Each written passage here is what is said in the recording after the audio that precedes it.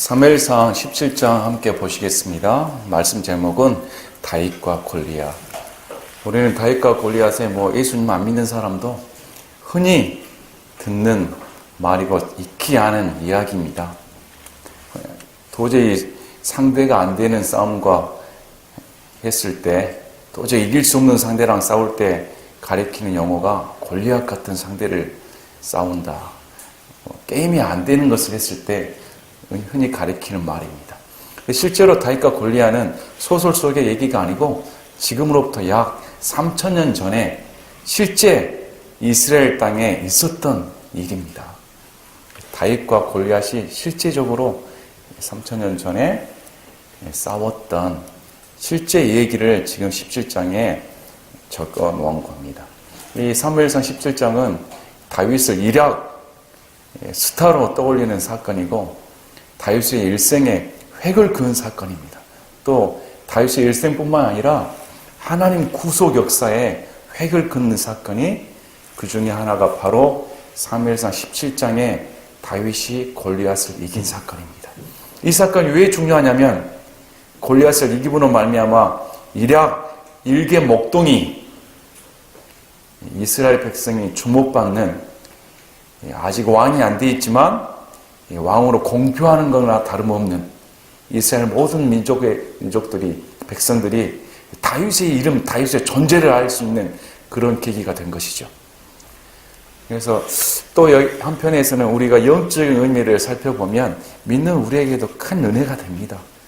우리가 도저히 감당할 수 없는 시험에 빠졌을 때, 도저히 내 힘으로는 저 상대를 싸워 이길 수 없었을 때, 절망 가운데 있었을 때, 이 사무엘상 17장 말씀을 읽어보면 우리에게 도전이 되고 우리 주님이 나와 함께 하신다면 어떤 상대도 두렵지 않다는 희망을 가져다 줍니다. 또 소원을 가져다 줄 수가 있습니다. 자, 17장 사건은 이전에 어떤 사건이 벌어지냐면 16장에 사무엘이 다윗에게 왕으로 기름 부음을 합니다. 그래서 16장 13절에 이에 사무엘이 기름불을 취하여 그의 형제들 가운데서 그에게 기름을 부으니 그날 이후로 주의 영께서 다윗에게 임하시니라. 이에 사무엘이 일어나서 라마로 가니라. 기름 부음을 부은 이후로 주의 영께서, 성령님께서 다윗에게 임하셨다. 이렇게 나옵니다. 이와 대조적으로 14절에 그러나 주의 영께서 사울을 떠나고 주로부터 온 악한 영이 그를 괴롭게 하므로. 왕으로 기름 부음 받은 다윗에게는 주의 영이 임하고 이와 대조적으로 하나님의 명령을 거역하고 자신의 육신의 소욕을 쫓았던 버림받은 왕인 사울은 주의 영께서 떠나는 사람의 일생이 갈라지는 사건이 기록되어 있는 것이죠. 그 후로 악한 영에 시달린 사울을 위해 다윗이 이제 일개 목동이었던 다윗이 부름을 받아서 왕국에 들어가는 사건이 펼쳐지는 내용이 나옵니다. 그리고 17장에 드디어 이제 다윗이 등장하는 내용이 나오는데, 이제 많은 사람들이 추론하기에 다윗이 기름 부음 받은 그때 나이는 약 15세 정도로 추정을 합니다.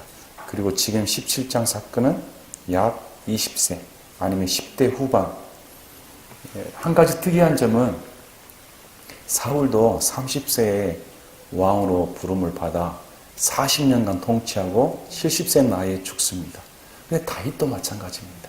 다윗도 지금 15세에 기름을 부음받았지만 20세에 골리앗과 싸워 이기고 그로부터 약 10년간 사울로부터 미움받아 힘든 생활한 후에 30세에 드디어 왕으로 등극을 합니다. 그리고 약 똑같이 사울처럼 40년간 이스라엘 왕으로 통치한 후에 70세의 나이에 죽습니다. 우연이라 하기에는 너무 기가 막히죠. 자, 아무튼 지금 나이가 약 20세 아니면 10대 후반 정도 나이에 어떤 일이 벌어졌냐면 블레셋과 이스라엘 싸움이 대치하는데 블레셋에 골리앗이라는 거인이 나타나서 이스라엘을 조롱하고 협박하는 사건이 기록되어 있습니다. 자, 17장 4절을 보십시오. 블레셋 사람들의 진영에서 가드 출신의 골리앗이라는 이름의 투사가 나오는데 그의 키는 6큐빗 한 뼘이더라. 한 큐빗이 약 45cm 정도 됩니다. 그래서 이 정도 키는 약 3m 정도 됩니다. 3m라 하니까 감이 안 오시죠? 어느 정도 큰지. 최홍만 선수가 키가 2m 18cm입니다. 전에 제가 아울렛 매장에 갔더니 거기에 실제 최홍만 선수 크기 그대로 이렇게 세워놓은 게 있었습니다. 큰 그림으로 해가지고 어찌나 크든지 사진으로 봐도 사진 크기가 실물처럼 똑같게 해놨는데 너무너무 커요. 아마 관심 있으신 분들은 격투 한번 보셨죠? 최홍만 선수와 일반 선수랑 싸우는 거 보면 애들하고 아버지하고 싸우는 것 같지 않습니까? 3m라면 최홍만 선수보다 무려 82cm가 더 큽니다. 엄청난 거인이죠. 요즘 시대에 세계에 3m 있습니까? 없죠. 지금 이 시대에는. 어마어마한 크기입니다. 아직도 감이 안 오신 것 같아요. 농구 선수를 한번 서보셨습니까? 우리 김진만 형제님 원래 키가 크시니까 뭐. 자, 그는 머리에 노트구를 썼고 쇠 그물 옷으로 무장하였는데 그 옷의 무게는 놋 5,000세겔이더라. 예, 갑옷의 무게가 5,000세겔이더라. 이렇게 나옵니다. 이제 이걸 지금의 무게로 따져보면 약 57kg입니다. 군장을 하면 보통 군장 무게가 어느 정도 됩니까? 20kg 정도. 근데 이 골리앗은 그의 약 3배 정도를 갑옷으로 걸치고 나온 것이죠. 그리고 그의 창자루는, 자, 또 그가 다리에 놋으로 된 정강이 가리개를 입었고 그의 어깨 사이에는 놋 방패가 있더라. 그의 창자루는 배틀째 같았고 그의 창촉의 무게는 쇠 600세겔이더라. 이렇게 나오는데 창 끝에 날이 있을 거 아닙니까? 그 창날의 무게가 7kg 정도 됩니다. 7kg 정도 되면 상당히 창날이 대단하죠. 지금은 우리 한 칼 정도, 큰 칼 정도가 돼야 할 텐데 창날이 그 정도. 그래서 그가 서서 이스라엘 군대를 향해 외치며 그들에게 이르되 너희가 어찌하여 나와서 전투대항을 갖추었느냐? 나는 블레셋 사람이 아니면 너희는 사울의 종들이 아니냐? 너희는 너희를 위해 한 사람을 택하고 그를 내게로 내려오게 하라. 그래서 블레셋 군대의 대표로 골리앗이 나서서 많은 사람 싸울 것 없이 1대1로 싸워서 이긴 사람에게 종이 되자는 겁니다. 그 당시에는 아마 그렇게 싸운 것 같습니다. 1대1로 한번 싸워보자 했더니 누가 대적을 합니까? 3m나 되고 그런 건장한 사람. 근데 사울이 이 사람을 어떻게 평가하냐면 33절에 그는 어려서부터 전사다. 블레셋 이 골리앗 이 사람은 어려서부터 싸움에 능숙한 백정노장인 사람입니다. 전사입니다. 어려서부터. 그래서 당해낼 사람이 없다는 것이죠. 그래서 11절에 사울과 온 이스라엘이 그 블레셋 사람의 그 말들을 듣고는 놀라고 크게 두려워하니라. 이전에 사울에게는 하나님의 영께서 임하셔서 분노가 일어나 자기 백성을 구원하였던 왕이었습니다. 키도 컸습니다. 그런데 이 사울도 두려워서 떨었다는 겁니다. 또 요나단도 바로 앞장에 승리를 거두었던 요나단도 나서지를 않습니다. 다 이 골리앗의 덩치와 협박에 주눅이 들어서 감히 엄두를 못 냈습니다. 자, 이런 상황에서 이제 다윗이라는 인물이 나옵니다. 다윗은 막내여서 여전히 양을 치고 있었고 그 형제 중에 나이가 많은 세 형제는 지금 사울의 전투에 같이 군인으로 입대를 했습니다. 그래서 아버지가 먹을 것 좀 챙겨서 너희 형들에 좀 갖다 줘라. 이렇게 부탁을 한 거죠. 그래서 다윗은 일개 목동이었습니다. 그날도 양을 치는 목동이었는데 아버지 심부름을 받고 먹을 것을 갖고 이제 형을 면회하러 간 것이죠. 가다가 보니까 그 싸움 진영에서 이 골리앗의 소리를 들은 겁니다.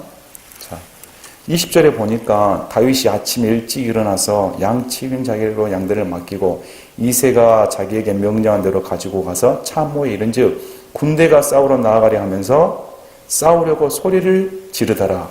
그리고 이때까지가 지금 골리앗이 40일 동안 협박하고 있는 상태였습니다. 성경에는 우연치 않게 꼭 40일이 나옵니다. 40일 금식, 40년 광야 생활, 이런 것들이 꼭 나옵니다. 또 지금 골리앗도 40일을 이스라엘을 괴롭히고 있습니다. 자, 아무튼 보십시오. 23절 보십시오. 그들과 함께 말할 때 보라 블레셋 사람들의 군대에서 가드 출신의 블레셋 사람 곧 이름이 골리앗이라 하는 투사가 올라와 전하여 똑같은 말을 계속 했더니 이 말을 다윗이 들었다는 겁니다. 이스라엘 모든 사람들이 그 사람을 보고 다 도망갔는데 다윗이 어떻게 말을 했냐면 26절 보십시오. 우리 다 같이 한번 26절을 읽어보겠습니다. 다윗이 자기 옆에 서 있던 사람들에게 말하여 이르되 이 블레셋 사람을 죽여 이스라엘에서 수치를 제거하는 그 사람에게는 어떤 대우를 하겠느냐? 이 할례 받지 않은 블레셋 사람이 누구이기에 그가 살아계시는 하나님의 군대에 도전하느냐 하니. 참, 이 다윗은 일개 목동입니다. 칼을 든 적이 없는 사람이죠. 근데 지금 전쟁터에 면회하러 갔다가 그 거인이 나와서 협박하는 소리를 듣고 이 할례 받지 않은 백성이 감히 하나님의 군대에 도전하더니 이런 무리한 일이 있을까? 이렇게 말합니다. 할례 받지 않은 백성이라는 것은 개란 말입니다. 개. 이스라엘 백성들은 하나님의 선민된 백성들로서 자신들이 율법을 거룩히 지키고 있다. 법이 있다. 하나님이 특별히 대우하신다. 또 하나님께서도 너희는 특별한 백성이다. 이렇게 말씀하셨기 때문에 감히 하나님을 따르지 않는 이방 신을 섬기는 그런 개 같은 개만도 못한 이방 족속이 저렇게 떠들고 있다니 참을 수 없다는 겁니다. 여기서 우리가 다윗의 신앙에 대해서 알아봐야 됩니다. 다윗은 현재의 상황에 대해서 모든 면을 신앙으로 봤습니다. 현실 세계에서 벌어진 일을 우리는 삶을 볼 때 어떤 시각으로 볼까요? 우리에게 닥치는 골리앗 같은 문제를 봤을 때 현실적인 문제를 따지지 않습니까?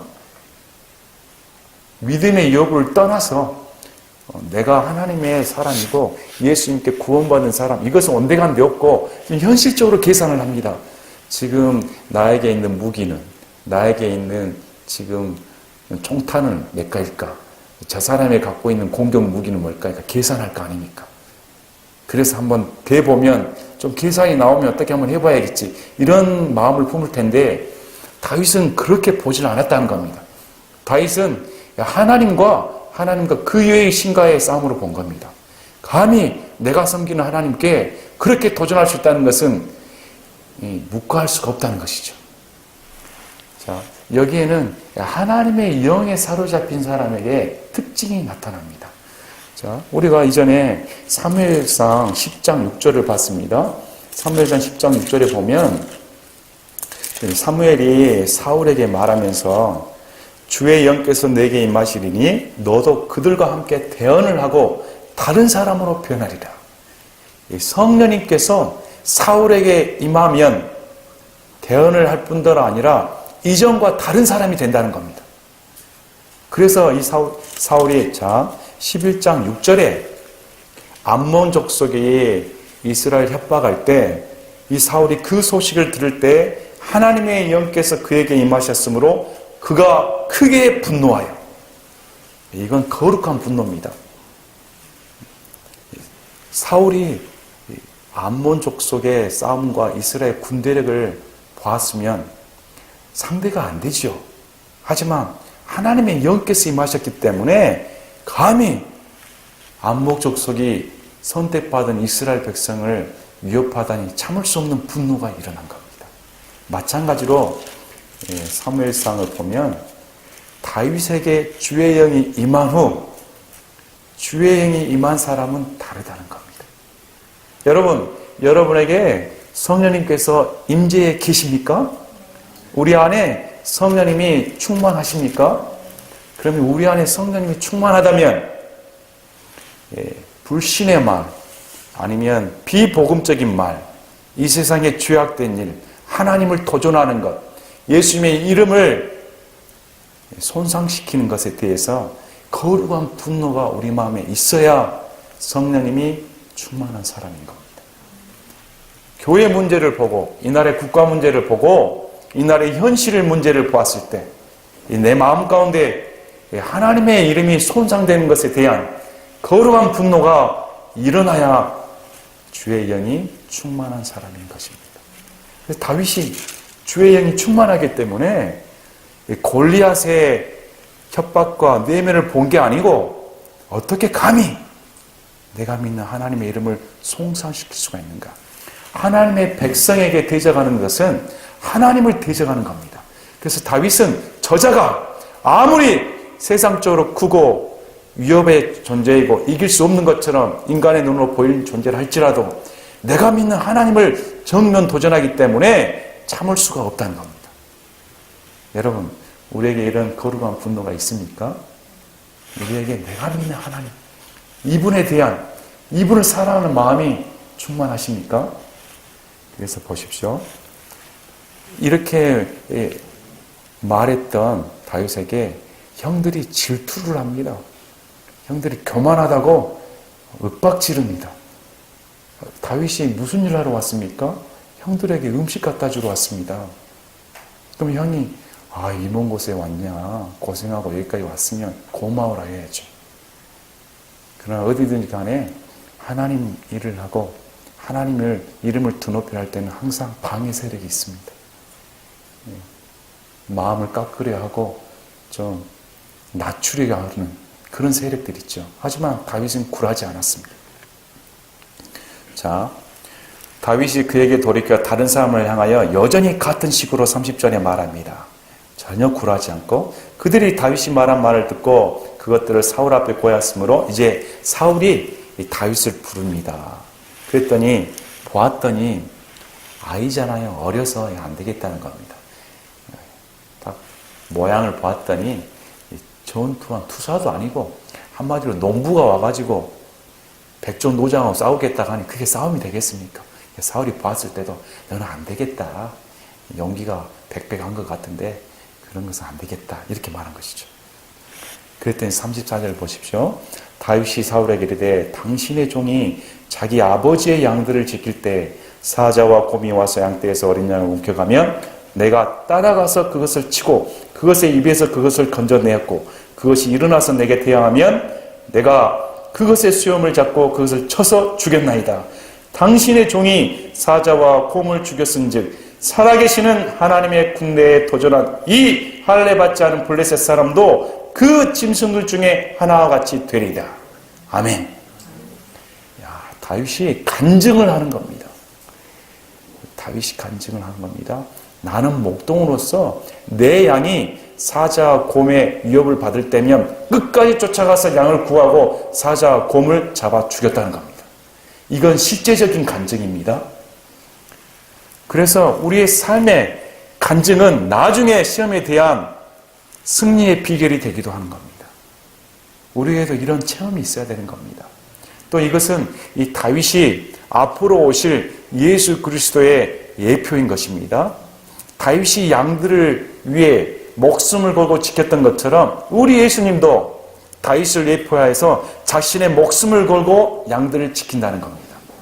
또 다윗이 양을 지키는 목자인 것처럼 우리 예수님도 양을 지키는 목자일 뿐더러 다윗이 왕이 된 것처럼 우리 예수님도 다윗처럼 왕이 되어서 우리를 다스린다. 이런 예표를 주신 말씀입니다. 그처럼 우리 다윗이 이 할례 받지 않은 그 블레셋 사람도 내가 능히 사자와 곰처럼 죽여버리겠다는 겁니다. 자, 여러분 사자와 곰 상대해 보셨습니까? 여러분들이 양을 치고 있는데 사자가 어르륵 나타나가지고 양을 물고 가면 여러분 어떤 생각 들겠습니까? 아마 사자 나타나자마자 먼저 다 숨어갔어요. 양이고 뭐고 먼저 숨죠. 곰 보셨습니까? 곰이 한번 쳐버리면 아마 정신 나가버리잖아요. 곰이 한번 치면 사자나 호랑이의 두개골도 깨진다고 하니까 그러면 도망가야죠. 호랑이도 마찬가지죠. 호랑이도 한번 탁 치면 인간의 두개골은 다 깨져버리잖아요. 그런데 무슨 싸움이 되겠습니까? 다 도망가야지. 근데 다윗은 안 그랬다는 겁니다. 다윗은 양을 자신의 생명처럼 사랑했다. 그래서 하나님의 마음에 합한 사람입니다. 이 사람이 왕이 되었을 때 자신의 백성들을 양처럼 생각하고 자신의 목숨을 바쳐서 구해줄 왕이 된 겁니다. 그냥 마음이 합한 거 아닙니다. 그냥 하나님께서 사람 보시고 너는 마음이 합한 사람, 이게 아닙니다. 우리도 하나님과 마음이 합한 사람이 되고 싶습니까? 하나님께서 우리를 보실 때 너는 나와 마음이 합한 사람이다. 그런 말을 들을 만한 내면성이 되었는가? 양들을 사랑하는 마음. 이 다윗에게 이런 마음이 있었습니다. 자, 다윗이 또 이르되 나를 사자의 발톱과 곰의 발톱에서 건져내신 주 그분께서 나를 이 블레셋 사람의 손에서도 건져내시리이다. 자, 우리 다윗이 두 가지 고백을 합니다. 첫째가 살아계신 하나님. 그분이 지금 살아계신 하나님이기 때문에 내가 죽인 짐승처럼 저 블레셋 사람도 반드시 그렇게 죽게 돼 있다는 겁니다. 또 두 번째, 그 살아계신 하나님이 이전처럼 나를 건져내셨기 때문에 지금도 똑같이 건져내신다. 놀라운 간증입니다. 우리는 이 다윗과 골리앗의 간증을 들어보면 그냥 호기심 있고 그냥 참 뜻깊은 말, 그런 모양이다, 이렇게 생각하기 쉬운데 실제적인 이 다윗의 상황에 들어가서 실제적인 그 시대의 블레셋 족속과 온 이스라엘이 싸우는데 온 이스라엘이 다윗 빼고 전부 다 두려워 벌벌 떨고 있습니다. 그런 분위기 속에 일개 목동이 올라와가지고 이런 남들이 보았을 때 객기 부리는 말을 한다면 여러분들이 다윗이라면 과연 이룰 수 있을까? 과연 우리가 그런 용기를 가질 수 있을까? 절대 쉽지 않습니다. 그래서 다윗은 그냥 객기를 부린 게 아니고 실제적인 자기 삶의 체험에서 나온 하나님을 간증하고 있는 겁니다. 우리에게도 이런 하나님의 간증이 있어야 되는 겁니다. 우리가 예수님을 믿는다면 어떤 상황 가운데서도 지금 그분이 나와 살아계셨고 살아계시고 계시며 이전처럼 나를 구하신 것처럼 지금도 나를 구해줄 수 있는 능한 하나님이십니다. 이렇게 간증이 나와야 된다는 겁니다. 그래서 체험이 없는 사람, 삶 가운데 하나님께서 도와주시고 구원함을 체험받지 못한 사람은 이런 실제적인 간증을 할 수가 없다는 겁니다. 그냥 하나의 얘기거리로 지나지 않는 것이죠. 하지만 실제적인 내 삶 가운데 하나님이 찾아오셔서 그분과 동행하고 그분과 함께 인생 고락을 맛본 그 사람이 바로 이 사람처럼 다윗처럼 고백할 수가 있다는 겁니다. 이런 고백이 나와야 되지 않습니까? 자, 그래서 38절에 사울이 자기 갑옷으로 다윗을 무장시키고 노투구를 그의 머리에 씌워주며 또 새 그물 옷으로 그를 무장시키며 알았다. 다윗은 네 간증을 들어보니까 그래 한번 믿어보겠다. 너라도 한번 나가서 싸워보면. 근데 사울도 믿음이 대단합니다. 만약에 다윗이 지면 종 돼야 되잖아요. 근데 다윗이 얼마큼 확신 있게 간증을 했는가. 얼마큼 그의 눈빛에서 그의 행동에서 그의 손짓 발짓에서 품어나오는 것이 진실되게 간증을 했는가를 알 수가 있는 겁니다. 그래서 보십시오. 그 갑옷이 나에게 맞지 않습니다. 그 투구는 나에게 맞지 않습니다. 인간이 주는 것, 그런 것은 나에게 맞지 않습니다. 나와 하나님과 동행했을 때 내 삶 가운데 부여된 그 무기가 나는 이길 수 있다는 겁니다. 여러분의 무기는 무엇입니까? 여러분께서 남이 걸쳐준 것이 아닌 여러분 스스로에게 있는 하나님과 동행하면서 했던 무기는 무엇입니까? 기도입니까? 말씀입니까? 아니면 여러분 안에 성령님과 깊은 동행함입니까? 이것은 나와 하나님과의 관계성 속에 맺어진 체험의 무기인 것입니다. 그래서 다윗이 거추장스럽습니다. 나 이런 거 필요 없습니다. 그래서 보십시오. 41절에 블레셋 사람이 나와 다윗에게로 가까이 오는데 방패를 든 사람이 그 앞에서 가더라. 이제 다윗은 돌과 무림매를 가지고 갑니다. 블레셋 사람이 나온 다윗을 보니까 얼마나 얼척이 없습니까? 그래도 싸운다고 하면 무슨 무기라도 하나씩 들고 용사다운 사람이 나와야 되는데 단지 소년이라고 합니다. 소년이 혈색이 좋고 용모가 아름다워서 그것도 돌팔매질 하려고 무림매하고 돌조각을 갖고 오니 참 이게 얼마나 싸움이 될까 자신을 조롱한 걸로 생각을 하시죠. 그래서 43절에 그 블레셋 사람이 다윗에게 이르되 네가 막대기를 가지고 내게 나오니 내가 개냐? 내가 지금 나를 개로 보는 거냐? 이런 거잖아요. 근데 실은 다윗은 개로 본 겁니다. 자기 신들을 통해 다윗을 저주하거나 또 그 블레셋 사람이 다윗에게 이르되 내게로 오라. 내가 네 살을 공중의 날짐승들과 들의 짐승들에게 주리라 하니 이에 다윗이 그 블레셋 사람에게 이르되 자 우리가 한번 같이 읽어봅시다. 너는 칼과 창과 방패를 가지고 내게 오거니와 나는 내가 도전한 이스라엘 군대의 하나님 곧 만군의 주의 이름으로 내게 가노라. 아멘. 참 멋지죠?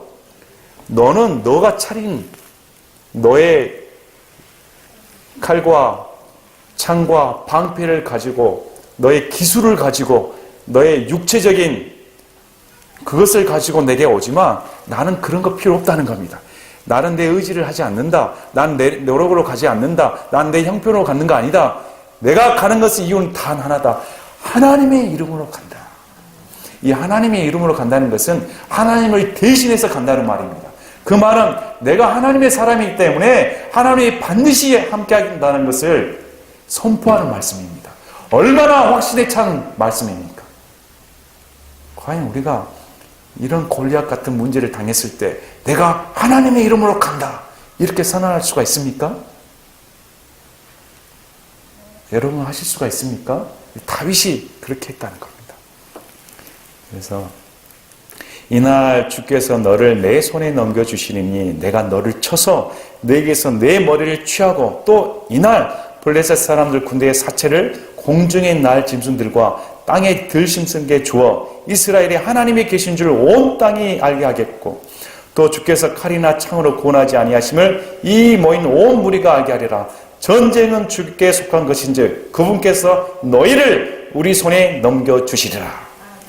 야, 어린 소년이 참으로 대단한 말씀 증거하는 겁니다. 내게 하나님께서 너의 머리를 나에게 주겠다는 겁니다. 그래서 우리 주님은 칼이나 창이나 말이나 군대의 힘을 빌지 않는다. 그래서 이렇게 이기는 것을 온 땅에 지금 이 전쟁을 보는 사람들에게 가르쳐 주겠다는 겁니다. 이야, 참 놀라운 말입니다. 그 시대에 도박사가 있으면 몇 대 몇으로 걸까요? 이 싸움에 누가 이길까? 요즘 게임을 하면 많이 하지 않습니까? 아마 다윗에게 걸 사람은 한 명도 없었을 겁니다. 누가 다윗에게 걸었어요? 한번 봐도 안 되지. 그러나 이 다윗은 하나님을 알게 하겠다는 겁니다. 자신을 드러내는 목적이 없습니다. 내가 이 싸움에 이겨가지고 자 봐라 내가 기름 부음 받은 자로서 왕으로서의 면모를 보여주겠다. 이런 교만한 마음이 아닙니다. 순전히 그는 하나님의 이름을 더럽히는 저 할례받지 않는 백성의 머리를 침으로 말미암아 진짜로 살아계신 하나님이 계신다는 것을 보여주겠다는 겁니다. 순전히 신앙의 목적이 하나님의 이름을 드높이는 겁니다. 그분이 살아계신다는 것. 그것이 다윗의 골리앗의 전투의 목적인 거였습니다. 자, 우리가 시편 27편 보시겠습니다. 시편 27편에 다윗의 시가 있습니다. 시편 27편 1절부터 3절까지 보시겠습니다. 27편 1절에 주는 나의 빛이요 나의 구원이시니 내가 누구를 두려워하리요. 주는 내 생명의 힘이시니 내가 누구를 무서워하리요. 사악한 자들 곧 나의 원수들 나의 대적들이 내 살을 먹으려고 내게로 왔다가 걸려서 넘어졌도다. 군대가 나를 대적하여 진을 칠지라도 내 마음이 두려워하지 아니하며 전쟁이 나를 대적하여 일어날지라도 내가 이것을 확신하노라. 아멘. 다윗이 확신한 게 주는 나의 빛이요 나의 구원이시니 내가 누구를 두려워하리요. 주는 내 생명의 힘이시니 내가 누구를 무서워하리요. 참, 이 고백이 우리의 고백이 되었으면 합니다. 우리 인생살이에도 내가 처리할 수 없는 골리앗 같은 문제가 산더미처럼 쌓여 있습니다. 앞으로 어떻게 몰려올지, 또 그 상대가 어떻게 나를 대해야 할지, 아마 우리 가운데서도 지금 내 힘으로는 도저히 안 되는 골리앗을 상대하고 있는 분도 계실 겁니다. 이럴 때 위축이 들고, 나는 이제 죽었구나. 난 도저히 헤어날 가망이 없구나. 이스라엘 백성처럼 하나님을 섬긴다고 하면서도 여전히 두려움 가운데 있을 수밖에 없는 그런 형편 가운데 있을 수 있습니다. 하지만 오늘 다윗처럼 주가 나의 구원이시고 나의 생명의 빛이시며 나에게 힘을 주시는 바로 나의 구주가 되시기 때문에 내가 누구를 두려워하리요. 내가 왜 이 문제를 두려워할 필요가 있는가? 그분이 나에게 생명을 부여해 주신 분이기 때문에. 우리 예수님께서 우리에게 영원한 생명을 부여해 주시기 위해 저 십자가상에 달려 죽으셨습니다. 십자가상에 달려 죽으신 이유는 우리를 구원하시기 위해서, 하나님께서 난 자마다 하나님의 생명을 주므로 그분이 반드시 죽으셔야 했기 때문에, 그래서 나를 위해 죽으신 그분을 믿는다면 내가 누구를 두려워할 필요가 있는가? 세상을 보며 두려워할 필요가 없다는 겁니다. 자, 시편 121편 보십시오. 시편 121편에서도 이렇게 고백을 합니다. 내가 산들을 향하여 눈을 들리니 나의 도움이 거기서 오는도다. 나의 도움이 하늘과 땅을 만드신 주로부터 오는도다. 그분께서 내 발이 흔들리지 아니하게 하시며 너를 지키시는 이가 졸지 아니하시리로다. 보라, 이스라엘 지키시는 이는 졸지도 아니하시고 주무시지도 아니하시리로다. 주는 너를 지키시는 이시로다. 주께서 내 오른쪽에서 내 그늘이 되시나니 해가 낮에 너를 치지 못하며 달이 밤에 너를 치지 못하리로다. 주께서 모든 악으로부터 너를 보존하시며 또 내 혼을 보존하시리로다. 주께서 너의 나가고 들어오는 것을 지금부터 영원토록 보존하시리로다. 아멘.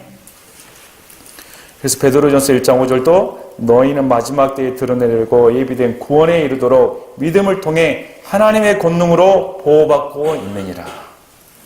우리 눈에 보이지 않아도 우리가 구원받는 사람이라면 하나님의 권능에 의해 우리는 보호받고 있습니다.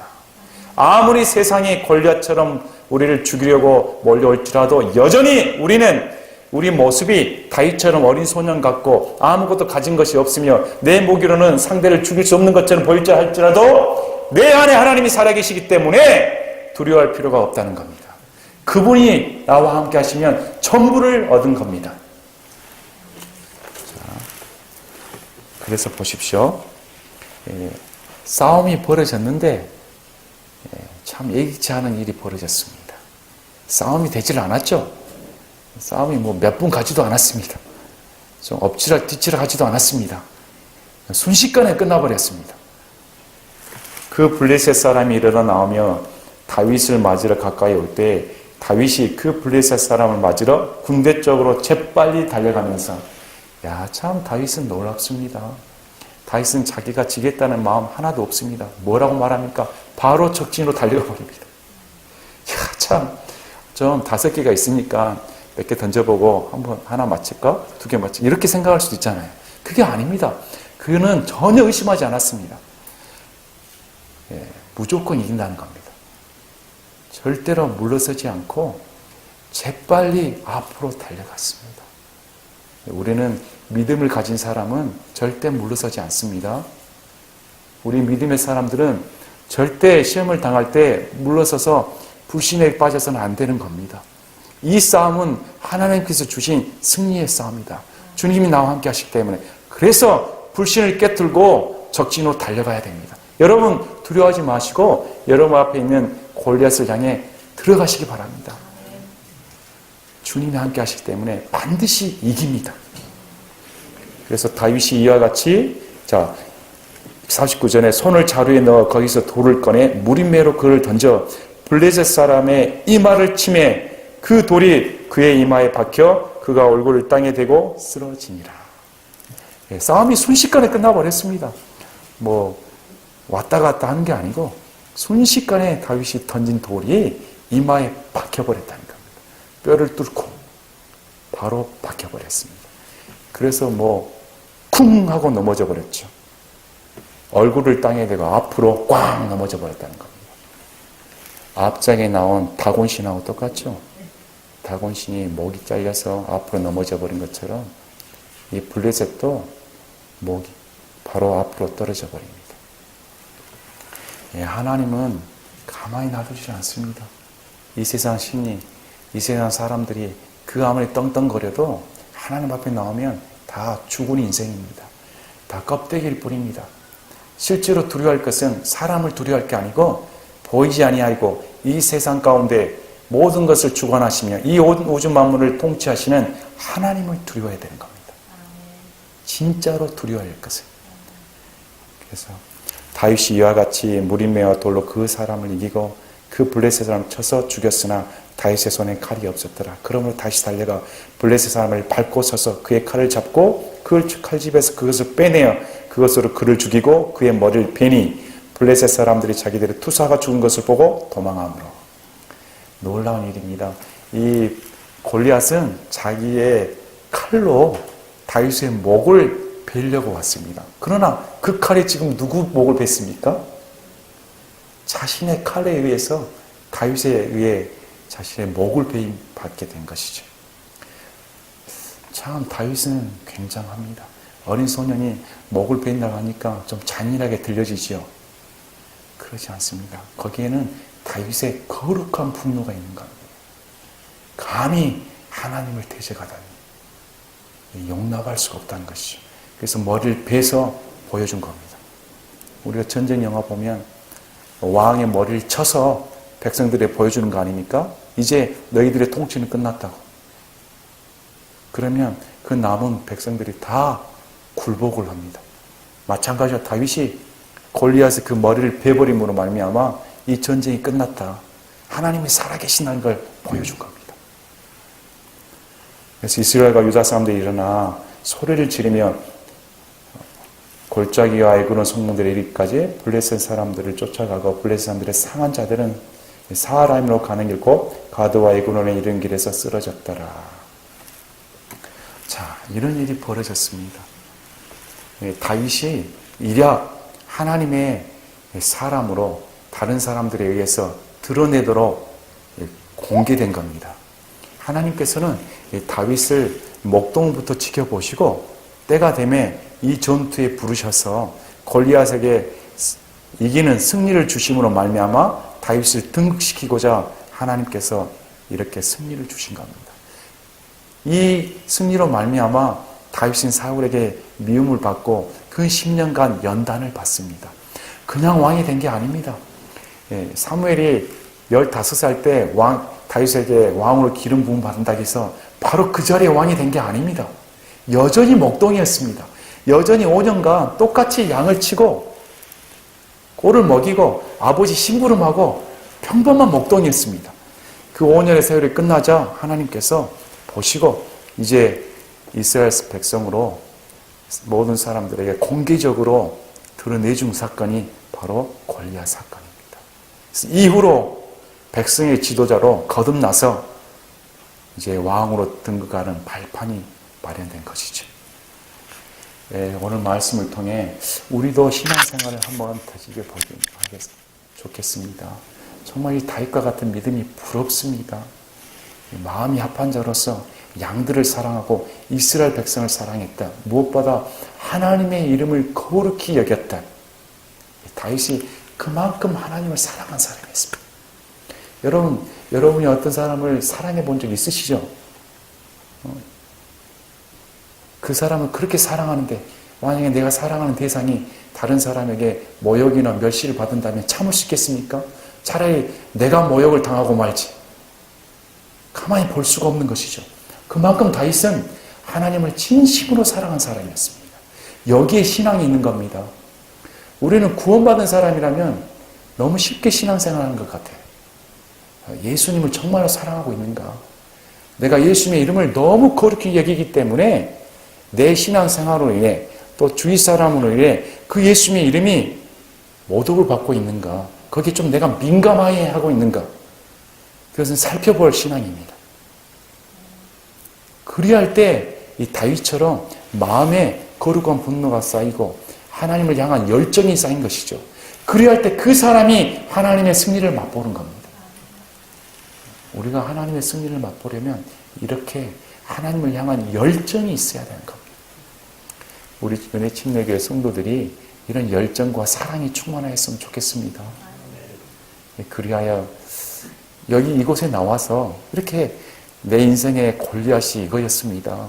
도저히 다른 사람들이 이것은 이길 수가 없다고 했습니다. 내 스스로 보았을 때도 내 마음이 너무 위축되어서 이 문제만큼은 내가 질 수밖에 없다고 생각했습니다. 그러나 오로지 하나님을 믿는 그 믿음을 통해 도전했을 때 하나님께서 내게 승리를 주셨습니다. 이 하나님을 찬양합니다. 그래서 다른 사람들이 나와 동행하는 하나님을 보았을 때 정말로 누구의 하나님은 살아계시구나 이렇게 간증이 되었습니다. 이런 간증거리가 우리 교회에 차고 넘쳤으면 합니다. 예, 제가 기도하고 마치겠습니다.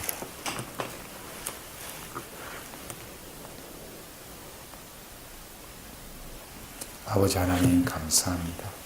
이 다윗은 하나님을 향한 사랑이 뜨거운 사랑